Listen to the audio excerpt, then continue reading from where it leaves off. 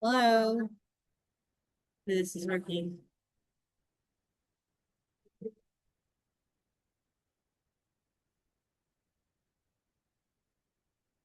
All right, hopefully it's not working. So the idea here that we're using these for the workshops, but not passing them out right now. Yeah, Okay. So I'll hold on to those. these is microphone speaking. I see my little friend Jonah is our presenter today. We got a 4 minute.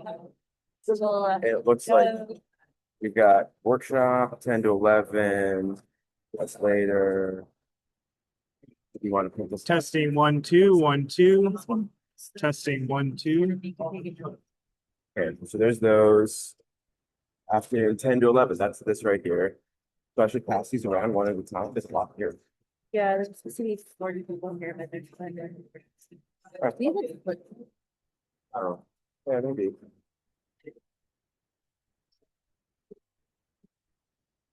Testing 1 2.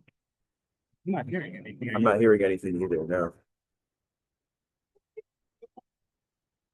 Pardon? I'm detecting. Oh, hey, how's it going? Good. Lucas. Looks like there's enough battery. That's HH. Oh, it's HH. Yeah. That's.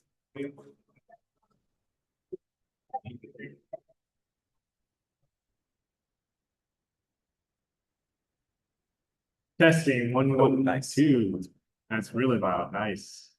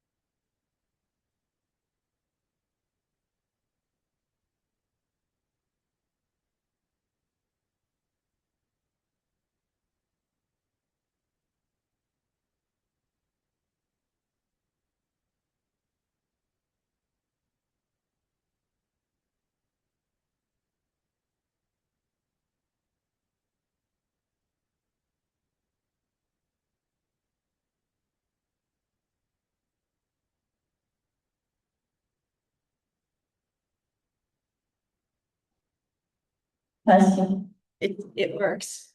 Okay. Um. no- Well. I can't pull up.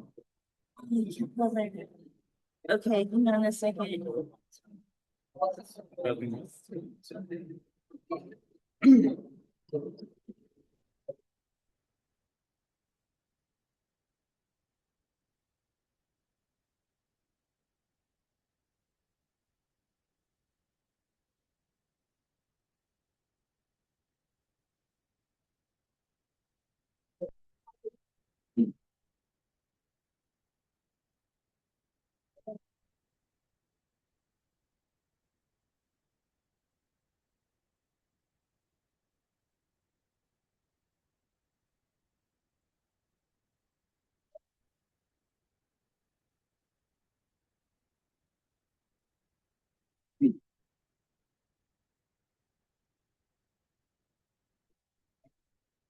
You are so welcome.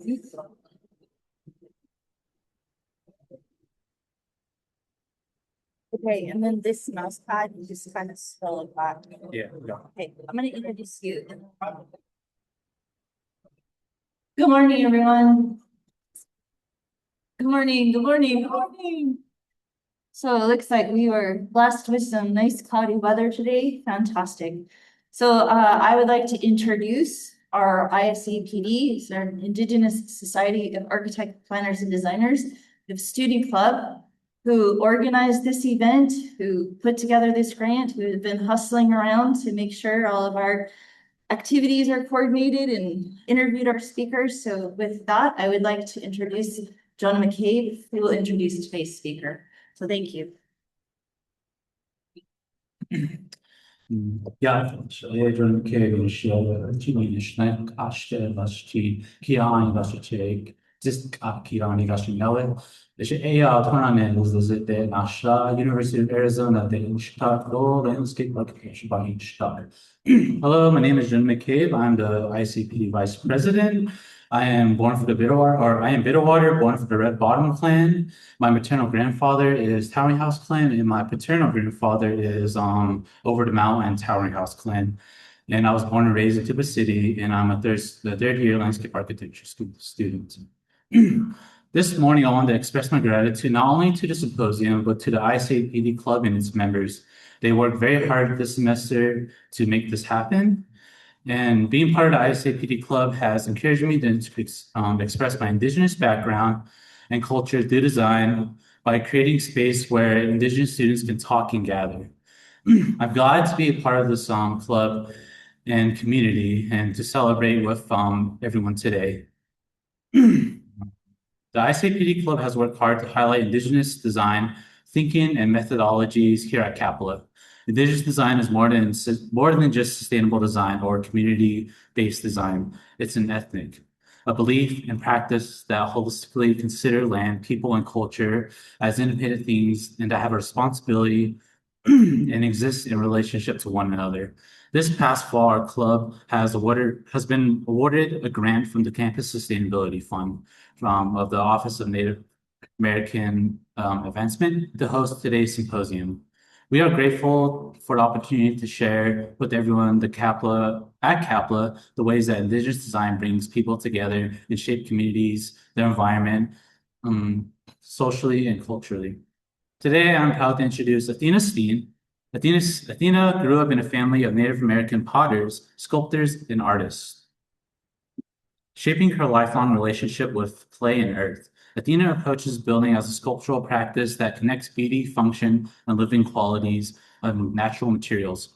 In the early 1980s, Athena built her first off-grid passive solar straw bale home, helping pioneer what we know today to be contemporary natural building. As a founder of the Canelo Project, a family-owned business that she operates alongside with her husband, Bill, her children and their families, Athena has spent over 30 years teaching hands-on workshops in earth and straw construction, emphasizing accessible methods of building that are rooted in place, tradition, and community. Please join me in welcome Athena Steen.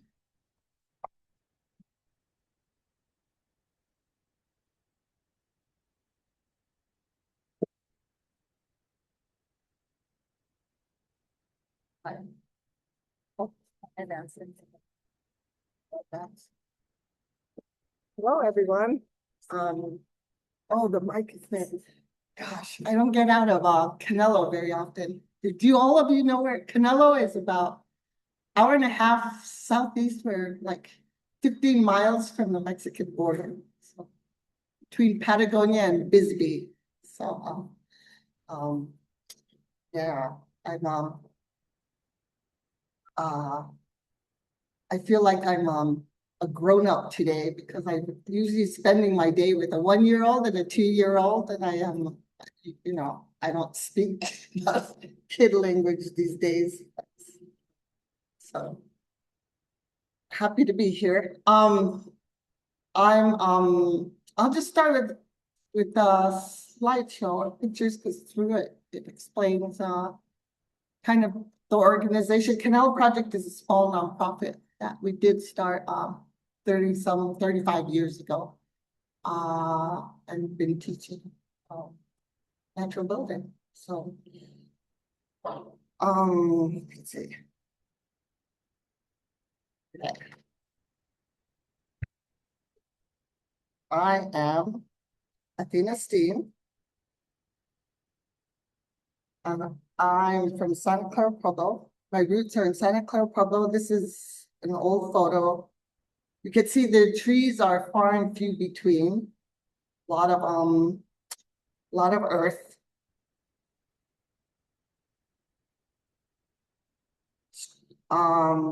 This is Taos Pueblo, also made, it's all plastered with clay. So structures emerge up from the earth. Oh gosh. Structures emerge up from the earth. In Pueblo creation stories, people also emerge up out of the earth. Interconnected in our native language. My native language is Tewa from Santa Clara Pueblo. And the word Nung, which means earth, also means us, the people. This is all off. So interconnected, Nung forms walls, roofs, plasters, and floors.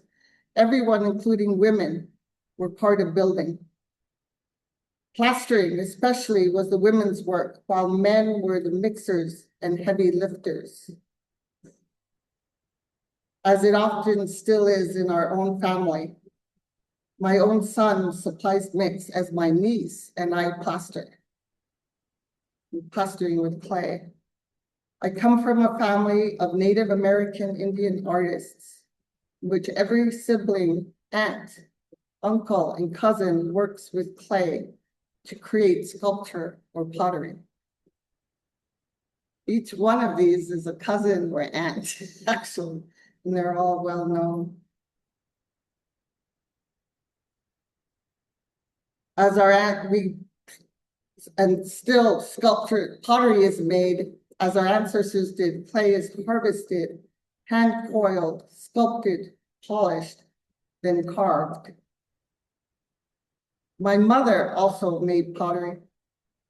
Not the only for looks kind sold to tourists, but the kind we grew up eating on.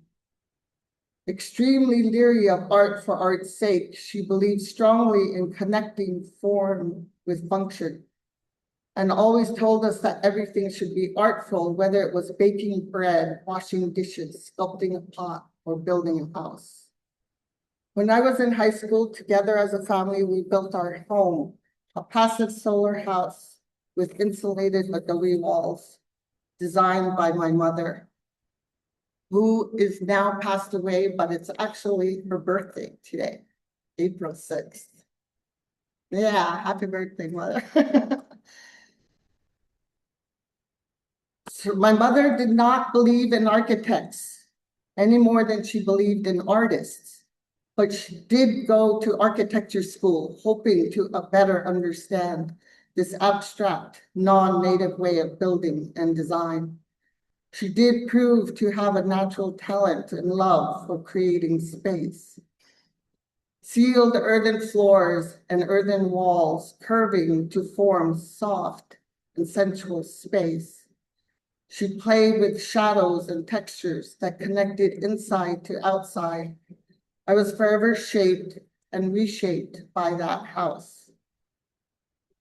At age 19, my first husband and I, desperately needing an affordable place to live, decided to build on the remote land we owned. Using adobe would have been my first choice, but being wintertime when freezing temperatures and no running water, we used straw bales instead, thanks to my father's ingenious suggestion. Making it up as we went along, we built a small 200 square foot, 18 square meter passive solar cottage with double pane plastic windows and water-filled barrels as traum walls.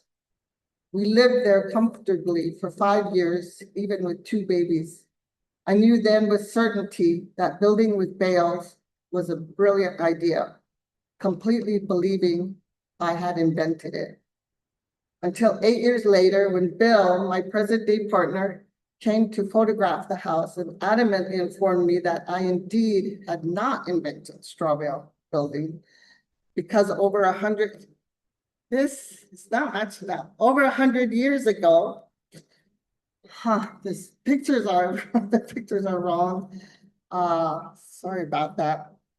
Over 100 years ago, the Nebraskans had, over 100 years ago, the Nebraskans already had built. Connected by destiny, I left my home in New Mexico and moved to southeastern Arizona. Connected to join Bill and Canelo on our homestead, surrounded by grasslands, oaks, and cottonwoods. In 1989, we founded a small nonprofit, the Canelo Project, through which we could build, explore, and educate. Our first workshop was in 1990. Forced to list our property because Bill's first wife needed her share, we sat in limbo for months as the realtor brought potential buyers by. Not knowing if we would be here or not, we finally decided to just act as if we were going to stay. This is the first straw bale workshop in Arizona, actually in the country, probably, 1990. This was, so we invited Mats Bierman, David, all the original straw bale people actually came to this workshop. And during the workshop, the realtor came by and was showing people, with the prospective buyers were coming through. And soon afterwards, the realtor informed us that an offer was being made and ordered us to get to his office immediately to buy her share.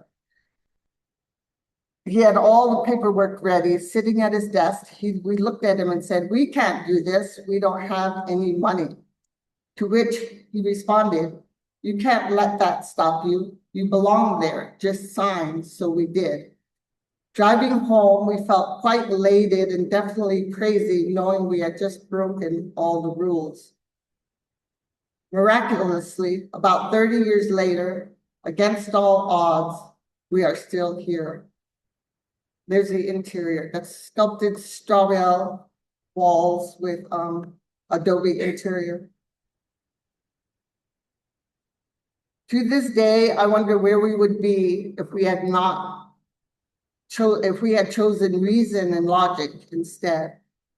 To this day, interest in building with bales was quickly growing and people were desperate for knowledge. Packing up the kids, we headed around the country to collect photos and stories for this first straw bale house book.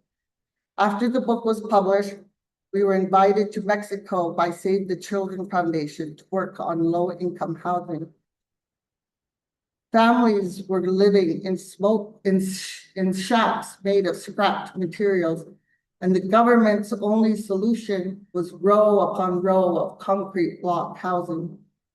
While all around millions of acres of wheat was being grown and leftover stalks burned and burned.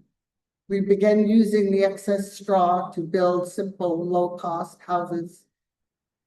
In Mexico, cement is synonymous with material. So for many people, especially men, using clay meant going backwards.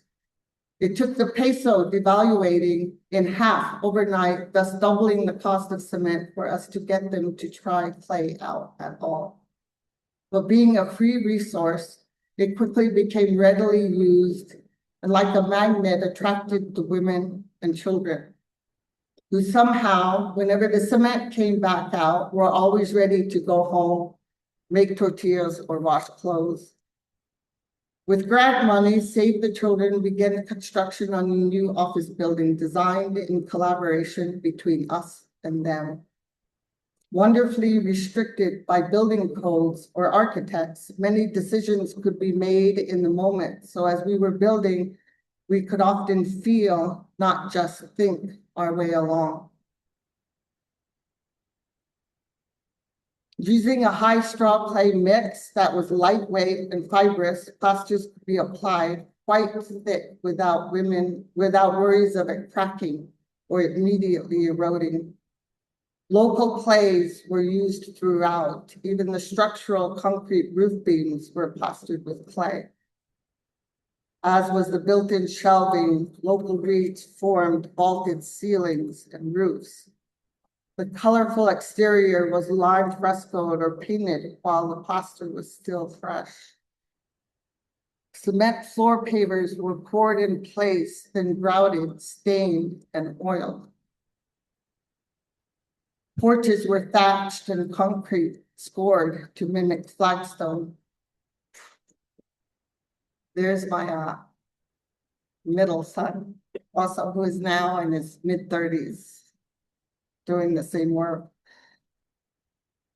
It was an incredible learning experience, and much of what we do and teach today is rooted in that early collaboration. Not the only ones inspired. A young couple who worked on the office building built their own home using the same techniques and materials. Doing all the labor themselves, the house cost close to nothing. Both envious and inspired, a group of neighboring women asked if we would train them. In 3 years, one by one, as a team, they built a dozen houses, one for each of them. Urbanite was collected from the roadsides for the foundation and floors. Save the Children donated all the bales. Local reeds were used for exterior pins and bracing, while the city donated all the clay we needed. We ran occasional workshops with participants from all over the world to help out labor-wise. We raised $500 for each house for 2 windows, 1 door, and a metal roof. Simple but comfortable, each was uniquely decorated. Creating lovely connections on many levels, the project was called Casas que Cantan, or Houses That Sing. Refocusing on our own place, we began years of teaching all we had learned while working in Mexico, with each work structure. Noticing that the smaller the size of the building, the more likely we were to use local materials over store-bought ones.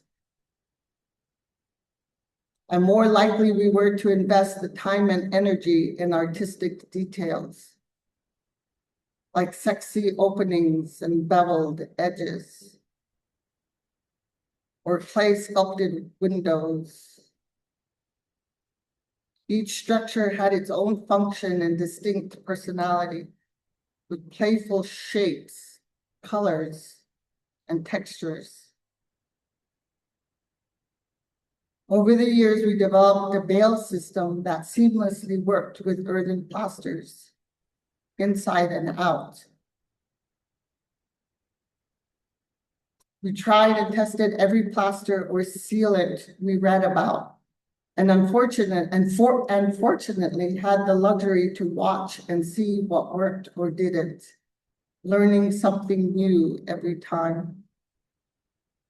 We were increasingly convinced that there's nothing healthier or happier for bales than clay. So we ourselves could continue learning. People with different skills and knowledge came. Straw clay builders from Germany, lime experts from England, and master plasterers from Japan. Soon we were being asked to share our skills in other parts of the world with different clays and different climates with different cultures. At each new place, I was being expected to leave something artistic behind. Not an artist, but skilled at transforming mistakes or problems into art. I could sculpt to hide where the dog ate the wall or where two plasters joined. I developed a technique that was quick and easy for me to teach so everyone could participate. There is a story about an old Pueblo woman who says, "First, I would feed cornmeal of all colors to the butterflies because they know how to make themselves beautiful. How to emulate that so every wall becomes an opportunity to sculpt, polish, or carve. Like the pots I would carve in high school for my grandmother, layers of colored clays built up, then carved away. I want to feed clay of all colors to my walls, so my buildings too can make themselves beautiful, infused with the energy of our cultural symbols and designs, like Celtic trees in Ireland, Pueblo water mountain designs in my sister's gallery, or wind, water, breath, movement carvings in Canelo. In the Pueblo world, relationship, change, and cycles are crucial. Permanency is not. Outside the Native American Southwest Smithsonian Museum in Washington, D.C., sit 5 large ephemeral sculptures built by my aunt and family.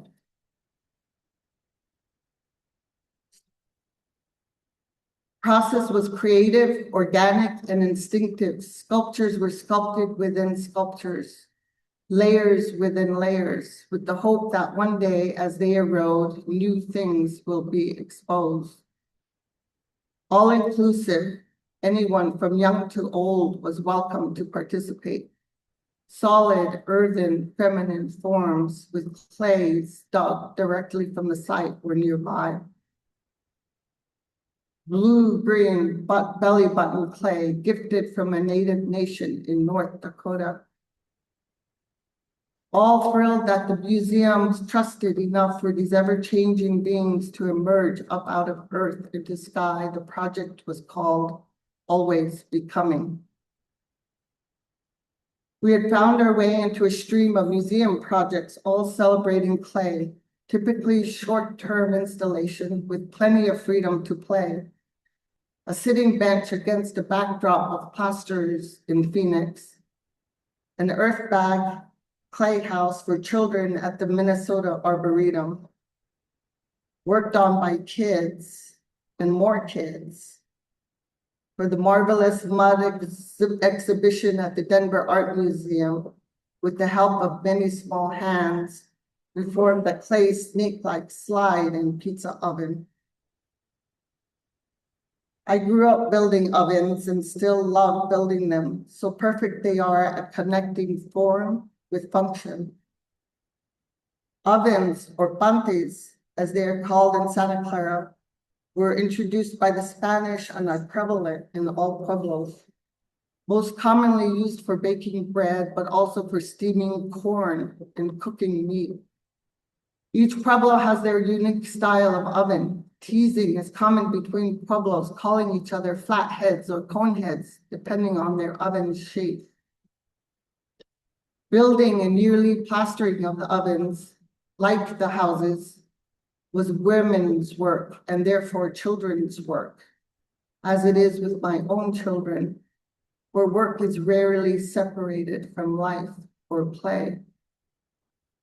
My children, like myself, grew up with clay and so do not know life without it. Touching, playing, and eating it, they were fully immersed.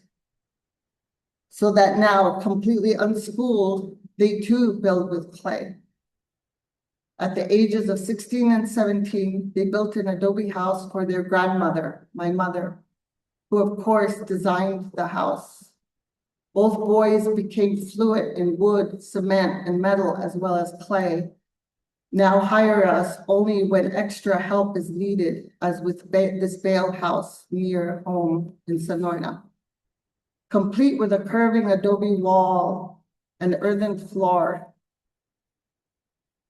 I forget that not everyone gets to live daily surrounded by clay, with stories of which child plastered or carved which wall. Their homes not built by family hands. Their homes unknowingly trapped inside walls that forget how to breathe. My mother once asked her great-grandmother why a house with a large crack was not being fixed. She was told with a finger shaking at her, "This is not your business. It has been a good house, has been taken care of, fed, blessed, and healed many times during its life. And now it is time for it to go back in the earth from where it came." Houses, like people, live and die, full circle, rooted in clay.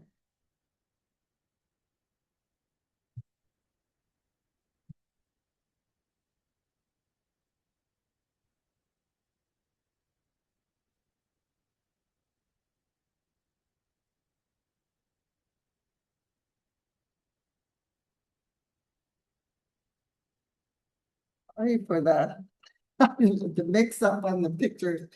I don't know if any of you have, I wanted to open it up to any questions that people might have. If of any sort. Do you have? Yes.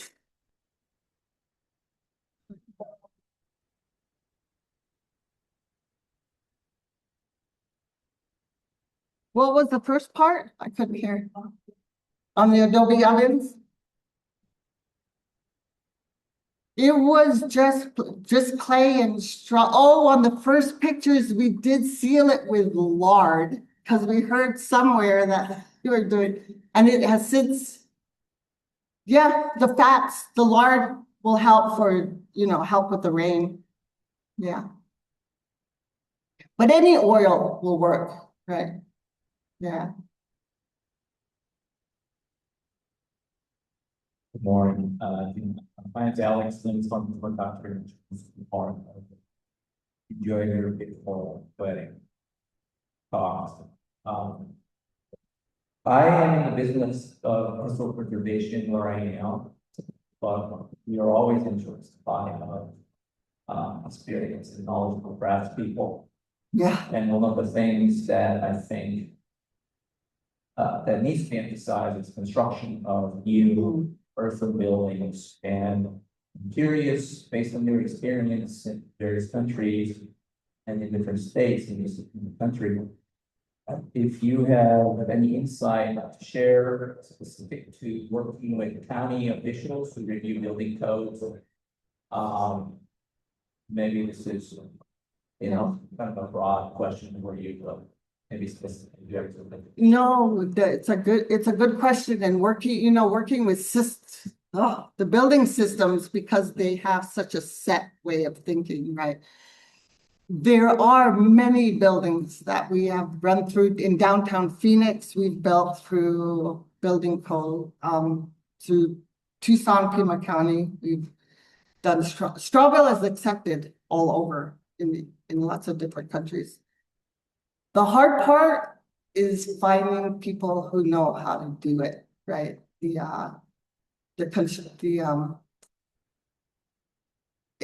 We get so many requests of people wanting to build, and they can't find workers or they can't find help to do it and carry it through.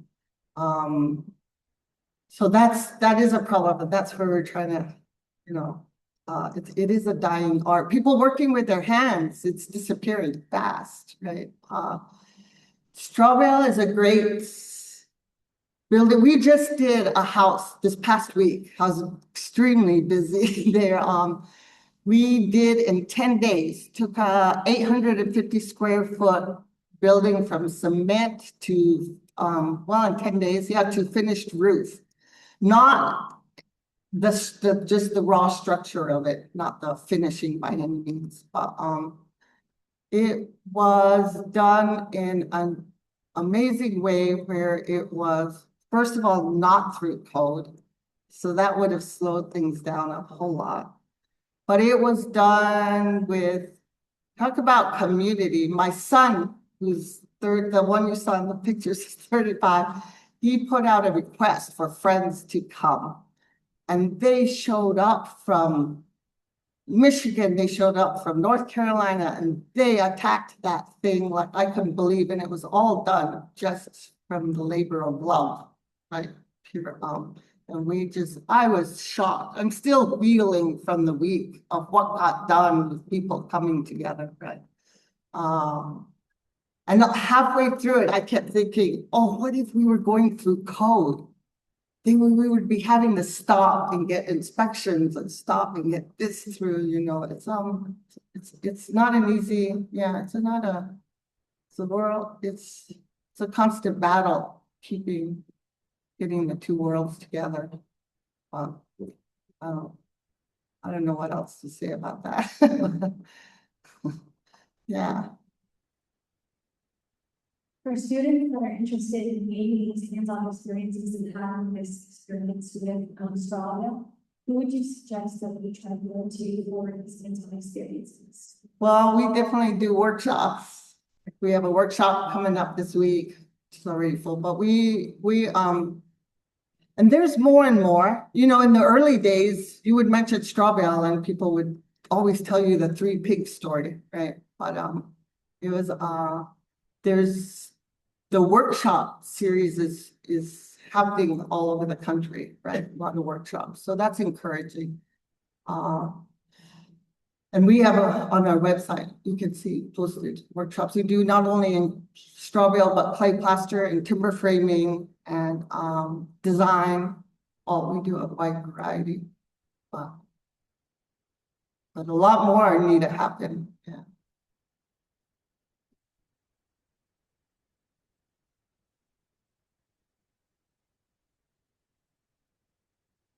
So, I'm coming this way. Thanks for your time. I'd love to hear your thoughts about how this building material, this process is impacted to our region, to our language, in the way that we source the material, supply the material, build the material, live the material. Because I feel like it's one thing to build this strong water, we study from just regionally, having leads, you know, that maybe not just get some. I have heard of them experience with Strawbell, but so don't know what I'm doing, but I mean, and those that I've talked to, I was just basically trying to supply however with the fleet service. And it feels like, and the connection, maybe there's an opportunity for a more regional and local economy. I don't know if you have more experience that I know. And Strawbell is a strange thing because it is based on this baling machine of baling up grasses, right? But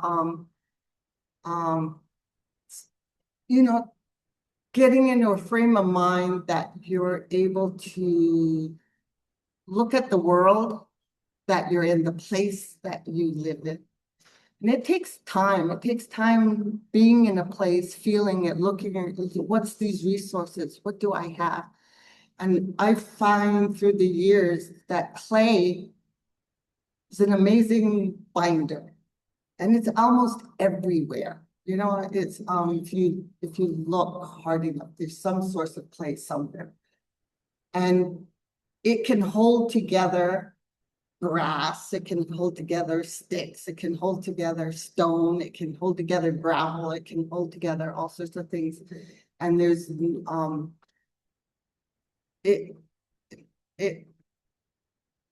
and straw bale is particular because in fact, it's a great insulation, but if I go to Hawaii or I'm headed to Costa Rica in a couple weeks, right?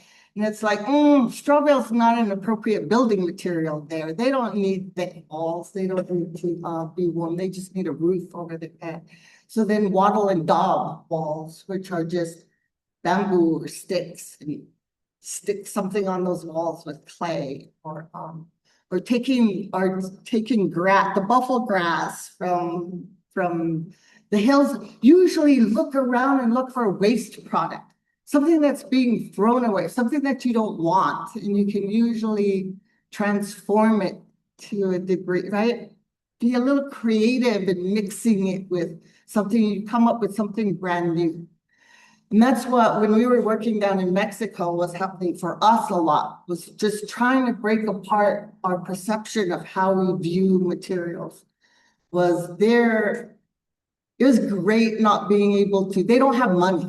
And that was a great limit. And they had no Home Depot and they had no Lowe's to run to, right? And you had to be forced to go, okay, you have hands and you have people and you have little kids like ants running around. What can you do that takes advantage of all of that, right? It puts it together. And I was amazed, we came up with a sculpting plaster mix that changed my life. I could not do what I do without that mix. And it was all by accident. It was all by nothing we learned, but it was from throwing yourself into your place deeply enough, right? And into a situation and being as creative as you can and trying it out, not being worried about making a mistake, not worried about, it's like, okay, you learn some very simple basics of which I hope to show you a little bit in the workshop after this, to, and run with it, play with it, right? Don't, I think it's just fear of people being told all your life, right? The way you're supposed to do it and how you're supposed to do it. I hope to shred apart a little bit, right? And then something.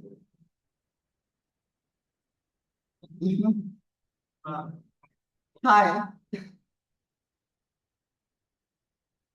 Hi, my name is Nicholas Sanchez. I'm a PhD student in the Applied and Cultural Spaces program. So first, I want to say thank you so much for your talk. I really appreciate it, especially how you went like the life cycles of the thing of culture. Can you talk a little bit about how the required maintenance on these kind of buildings like entrenches your personal relationship with these buildings compared to using traditional materials? Good question. Yeah. Cool. We get so lost in trying to build perfectly and trying to build permanently, try to make it last forever. And right there, that closes so many doors for what you could use right around you. And so maintenance is a huge one because that's your relationship. And we keep trying to throw through our striving for permanency. We keep throwing away all those amazing opportunities for relationship and for learning and it's hard, society's moving, the world moves fast and no one wants to go back and replaster a wall you just did 5 years ago, right? And so it's a balance. There's a lot of really good building details that are very simple that can make something last a long time. And all you have to do is kind of look backwards a little bit, but and it's not the building is always a compromise game, right? You're always going, well, this versus that. And I'm not a purist by any means. So it's a fun game it's a balancing game constantly that we're doing. But taking care of a building is no different than taking care of yourself, taking care of you don't be healthy one day and then forget about it, right? It's a constant everyday relationship with that space. And that space, these spaces that we live with, they're kind of sculpting you. And I think we take them for granted so much, instead of being able to, how something is designed, that door being there is going to force me to walk this direction every day. These buildings the walls you interact with are and the textures that you're surrounded by are all affecting the way you move daily, right? And unconsciously, we're not aware of it. We'll enter a space and we'll go, oh, we'll either naturally feel comfortable or we won't, right? And we don't pay attention to it. Maybe we get a little grouchy and we don't even know why. Perhaps it's that space that's making us feel the way we do. And I feel, and it's hard because we do grow up in these boxes, right? And then we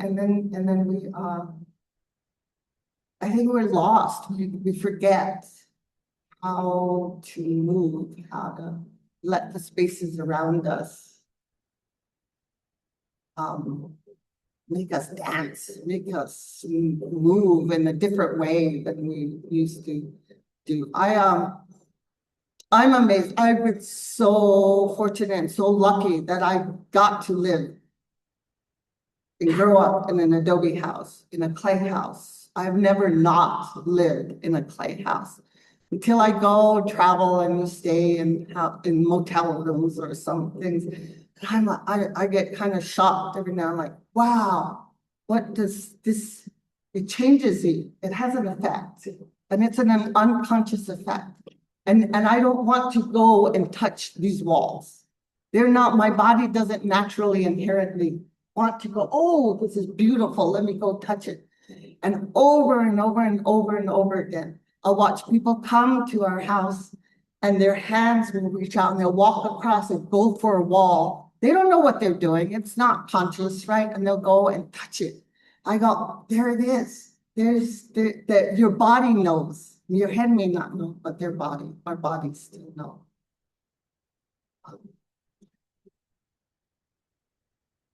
Hi.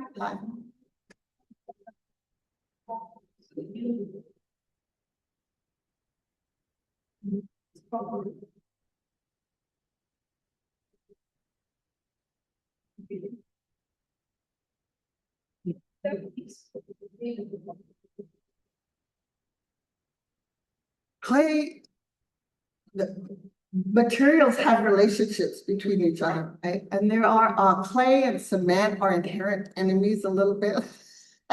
If you have a sandy soil without much clay, then you can stabilize it with cement and it'll work. But if you have a high clay soil, cement and clay don't necessarily combine that well. But using cement, like I was really happy to have that urbanite for turning it into stem walls or foundations, foundations and for flooring was great. So it's also fun watching, learning. The more I work with clay and watching how it relates with other materials, it doesn't become simpler. I'm always amazed how complex clay becomes, right? The more I learn, the more there is to learn, which is great. Because then you're endless opportunities to learn. But and it's sad watching the role that cement has taken in building all over the world is a little disheartening for sure. I was just in Morocco and reminded of this whole process again, because of how much we as people put faith in cement. If they build, and the poorer they are, almost the more they believe cement will fix everything. Cement is very rigid. Cement is very, it's a whole different beast than clay is. Clay, especially when you combine it with fibers, it's extremely flexible. So you're looking at opposite world and opposite ways of reacting to things like earthquakes, right? So there was an earthquake in Morocco, in the Atlas Mountains, and it just a couple of years ago. And that Morocco is filled with such beautiful earth structures. The amazing amount of rammed earth walls everywhere, adobe walls, rammed earth walls, everything. All these beautiful little villages that they looked like Laguna Pueblo. They looked like Sat House Pueblo. They looked like, and they were all in these, every direction. And half of them now are all cement. They're all, because of the earthquake, it scared them. They're adobe, adobe doesn't deal that well with earthquakes. And a lot of their houses were ruined. And the law became that they cannot rebuild with mud.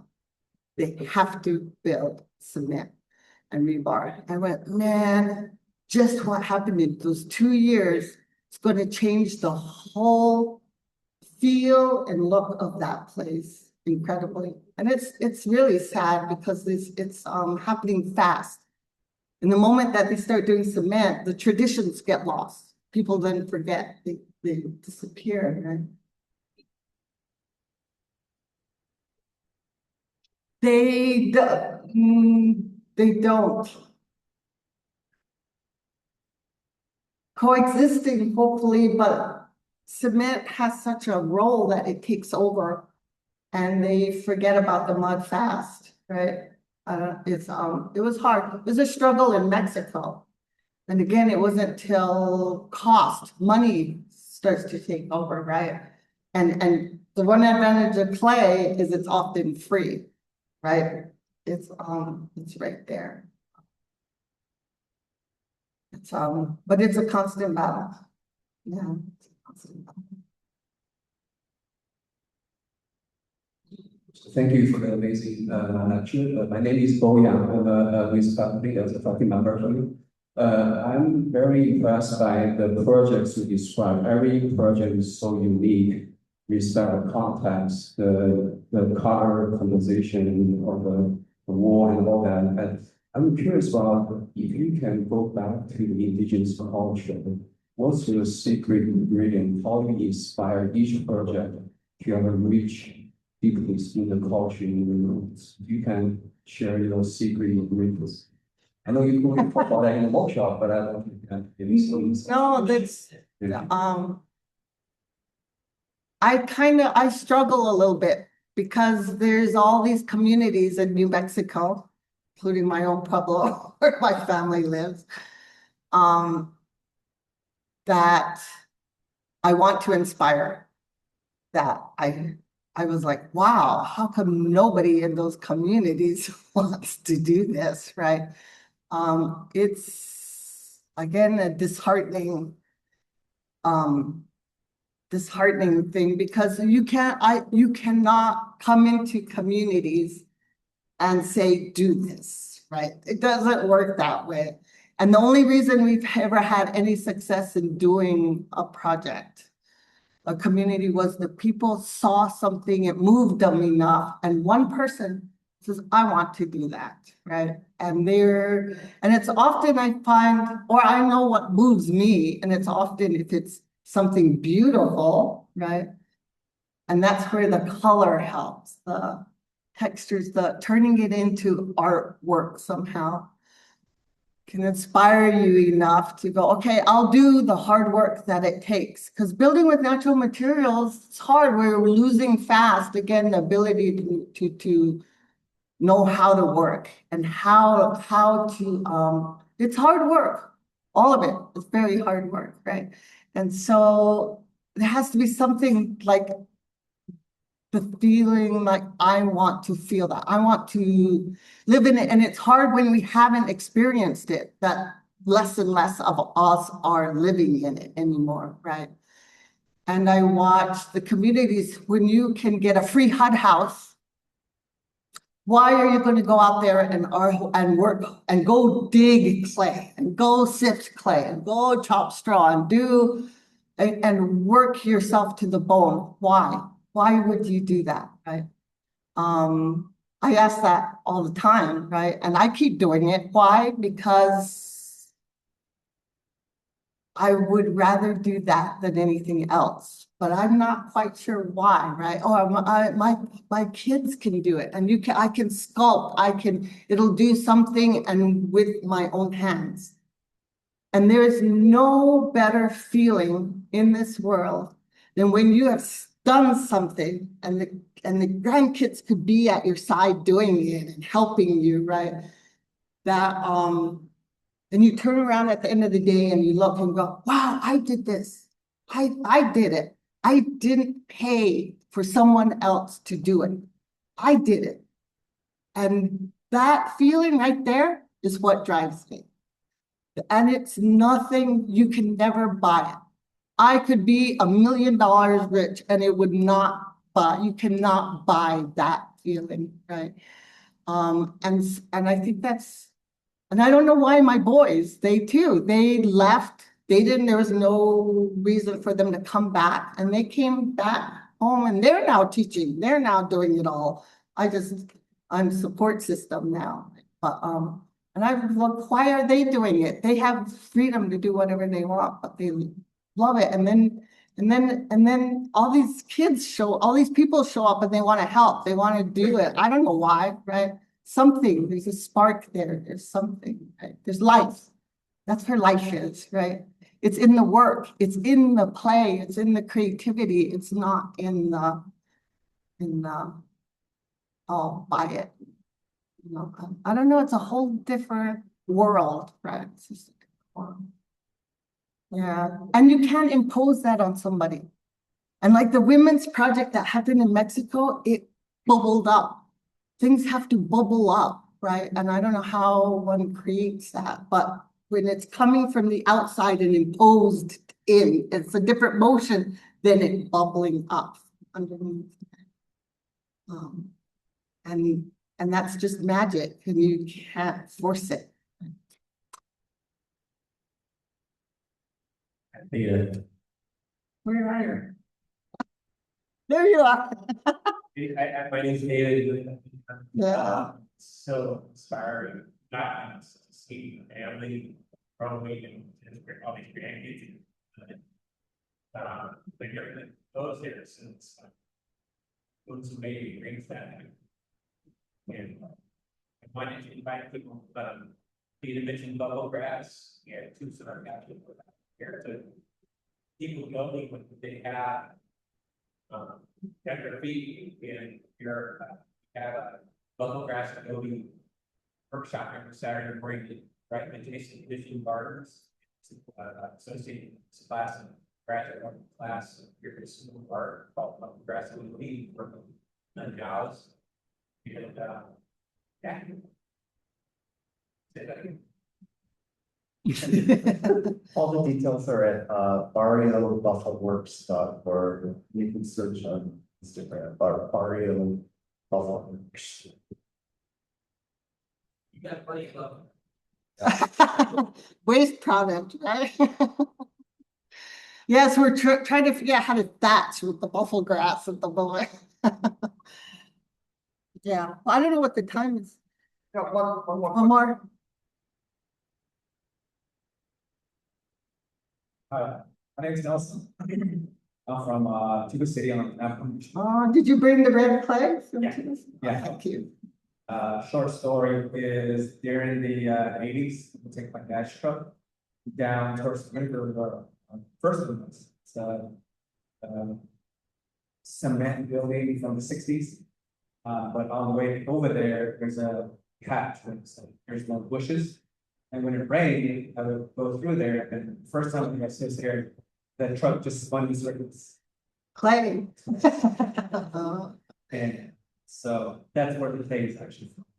Cool. Well, as I started to tell you, you can eat clay, it won't hurt you. I've eaten a lot of clay in my life as a little kid. So it's also a human building block. But I really admire the story with the Mexican, you know, and I really enjoyed your presentation. And I think one of the things that your story kind of reinforces some of the old teachings is that, you know, we live in a time of convenience. That we become not only physically lazy, but mentally lazy, which transitions to all kinds of things. Emotionally lazy, spiritually lazy, socially lazy, you know. So I think that your story can continue to grow and those kind of things to help shape, to teach us to shape how we want to shape our lives and shape our society. Things like that, shape our world to the future. So I thought it was inspiring. I just want to say thank you for your presentation. And I think for myself as an Indigenous person, what I witnessed as a community development manager is how much convenience has ruined the people. And it's very bothersome. You have to bring it up every day to our people that you got to stop. Acting on. They're so close to it and yet they're so far away. It's easier to, have it. Giving somebody something free, like a free HUD house, is so, it took something away. It takes someone away. So I'm grateful that my first sweat lodge, I had to build it. Oh, good. So it was out of mud and sticks. So that now I don't, when I see these more modern sweat lodges, you know, made out of canvas and blankets, it doesn't feel natural to me. It never has. So, thank you for starting. Thank you.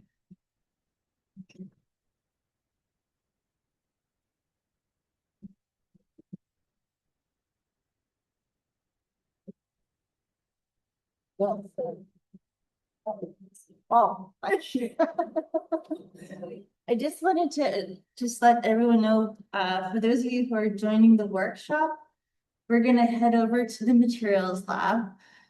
So Athena is gonna lead us in, we have all kinds of things that we've been collecting, all kinds of sand and clay and all kinds of things. So please feel free to join us over there.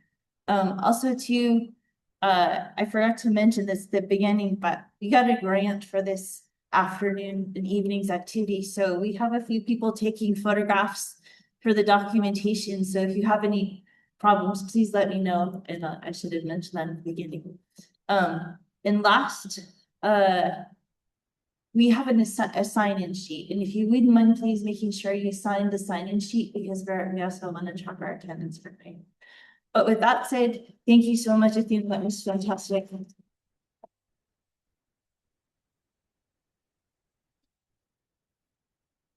I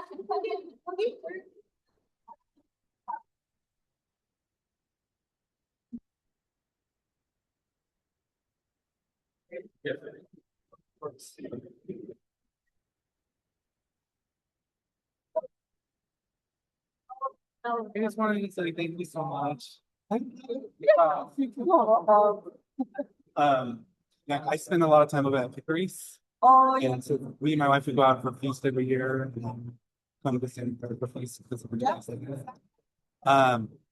but my wife just released her book on the Puebloan patrons and use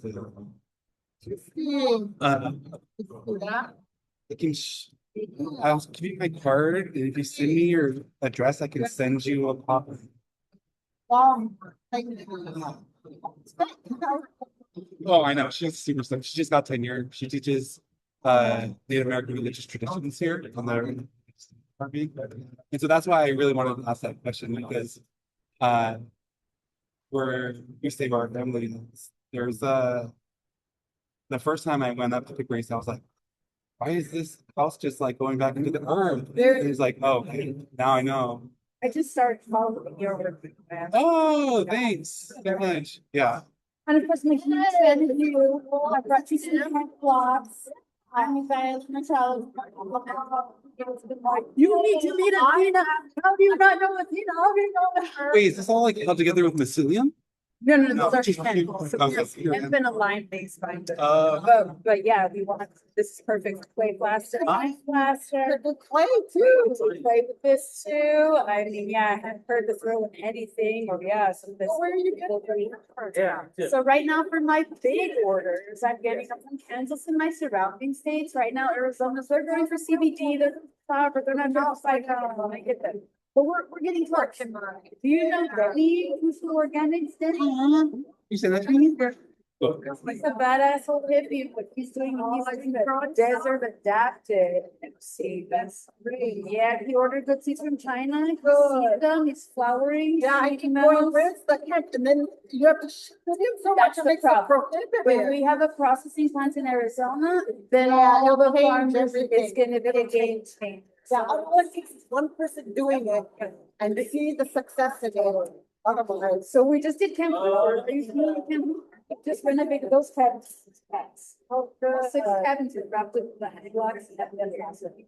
There you go, so it's coming along, it's coming along, but we should build something at Canelo, Yes. and I have a 10 blocks. Absolutely. That's a nice block. That's my block. I have 3 sizes that I made, I've got some special. But I made one more. I need to go. Okay. I love it.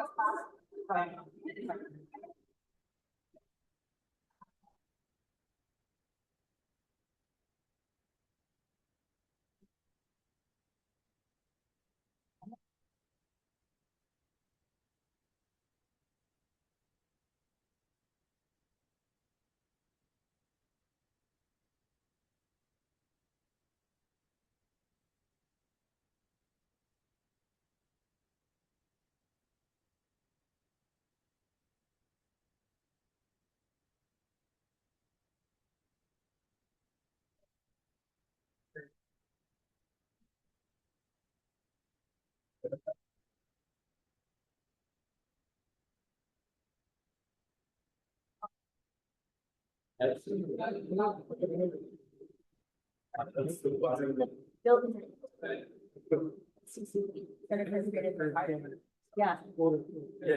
Yeah.